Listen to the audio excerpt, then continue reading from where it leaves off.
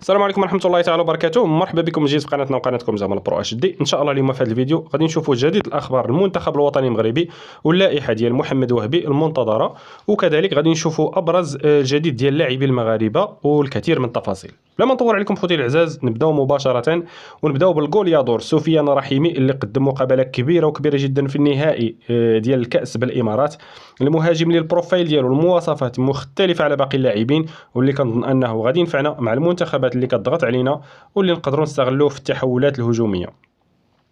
هنا غنشوفوا في هذا الفيديو التحولات وكذلك التمركز ديال اللاعب سفيان رحيمي في المباراة الأخيرة مع ناديه العين الإماراتي في نهائي الكأس بالإمارات.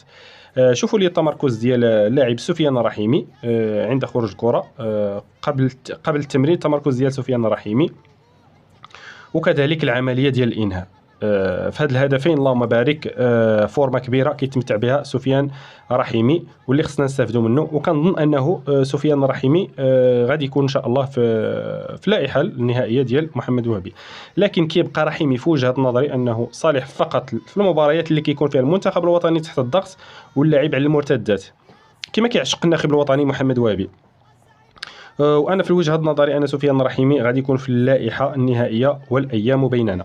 وفي خبر آخر عن أشرف حكيمي، صحيفة ليكيب الفرنسية قالت أن أشرف حكيمي لن يكون أساسيا في المباراة النهائية ديال تشامبيونز ليغ اللي غادي تجمع الفريق الباريزي مع فريق أرسنال الإنجليزي. وكنظن أنه فقط خبر مبني على عدم مشاركة أشرف حكيمي في التدريب الأخيرة اللي قامت باريس سان جيرمان بمباراة مغلقة ما شاركش فيها أشرف حكيمي لأنه كان كيتدرب بالمفرد ديالو.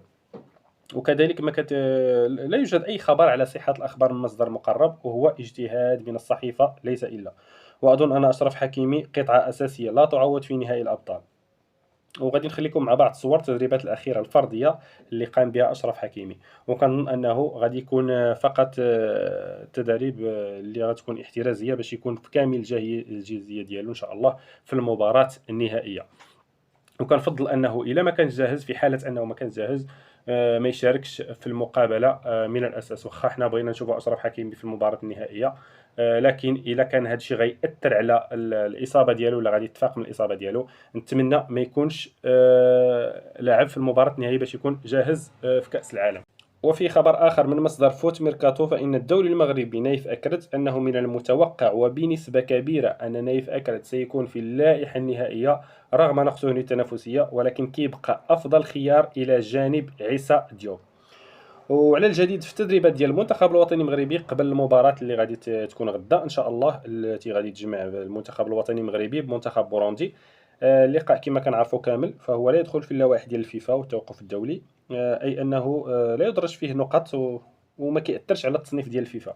كما أنه بطلب محمد وهبي فهي مباراة كما كنعرفوا كامل غادي تكون بدون نقل تلفزي. الهدف من هذه المباراة هي الوقوف على الجاهزية ديال اللاعبين وكذلك الغربلة ما يمكن من اللاعبين لإعطاء لائحة نهائية بدون عواطف، والأحق هو من سيرافق المنتخب الوطني للولايات المتحدة الأمريكية.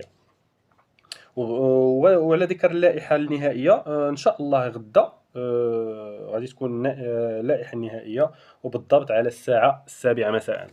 وكان أن اللائحة لن تحمل مفاجآت أو لاعبين غير متوقعين، وأظن أن أنا بالنسبة ديالي الرأي ديالي أن سفيان بوفال هو المفاجأة ديال اللائحة غدا إن شاء الله، وكذلك سفيان أمرابط إلى اعتبرنا هذه مفاجأة، لأن سفيان أمرابط صراحة